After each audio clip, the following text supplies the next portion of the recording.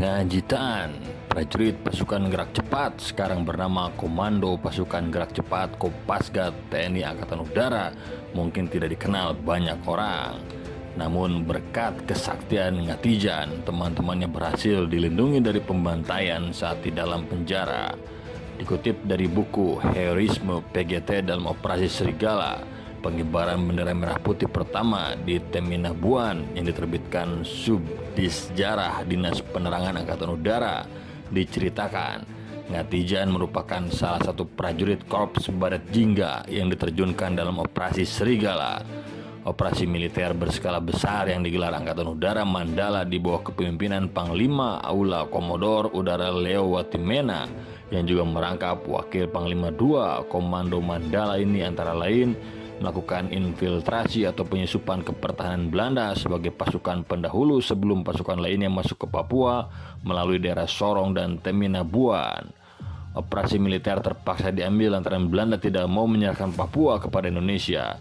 Sikap Belanda tersebut melanggar perjanjian konferensi meja bundar yang telah disepakati. San Udara 1 Rebo Hartono yang ikut dalam operasi tersebut menceritakan, sebelum dilakukan penerjunan pasukan PGT, terlebih dahulu diberitahu soal operasi merebut Papua. Kenang Rebo, siapa yang mau terjun duluan? Nggak ada yang ngacung. Lalu Pak Leo Watimena menendang Pak Kani, berangkat PGT. Pak Kani itu orang kebal. Orang-orang PGT yang kebal-kebal ada 4, yaitu Pak Wiryadinata, Pak Sukani, Pak Suroso, dan Ngatijan. Saat penerjunan di Teminabuan pada dini hari tersebut, dirinya mendengar suara tembak-tembakan di bawah. Rebo sendiri mengaku jatuh tersangkut di pohon dengan ketinggian lebih dari 30 meter. Perlahan Rebo berupaya turun ke bawah di tengah malam yang gelap gulita. Naas, dahan pohon yang didudukinya patah. Saya melorot jatuh ke bawah kurang lebih 30 meteran. Kurang lebih setengah jam saya pingsan. Begitu bangun saya lihat senjata masih di selempang.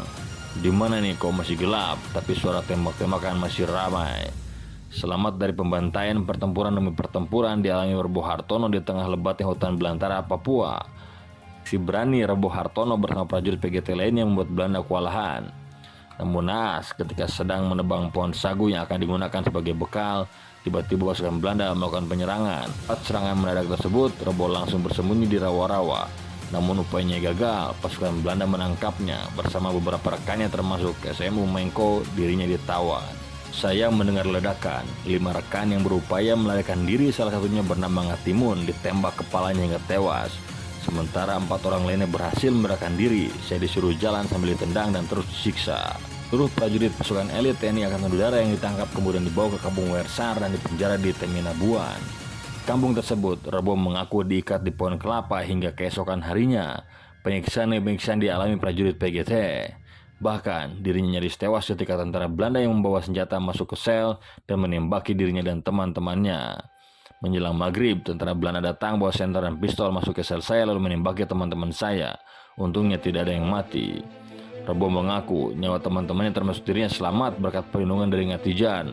Sebab Ngatijan memiliki ilmu kebal sehingga bisa menahan beronongan peluru tentara Belanda. Teman saya Ngatijan punya ajaji sakti, kena tembak berteriak aduh-aduh, tapi peluru tidak tembus, cuma menempel saja di tubuh Pak Ngatijan. Setelah kejadian itu, Rebo mengaku tenang dan tidak khawatir lagi. Pokoknya wis tenang saja, kita tidak dipateni, disiksa iya, kata prajurit spesialis penembak basoka menirukan ucapan Ngatijan. Juangan PGT merebut dan mengembalikan Papua ke pangkuan Ibu Pertiwi membuahkan hasil. Belanda akhirnya mengakui kedaulatan Indonesia dan mau menyerahkan Papua ke pemerintah Indonesia. Bravo PGT!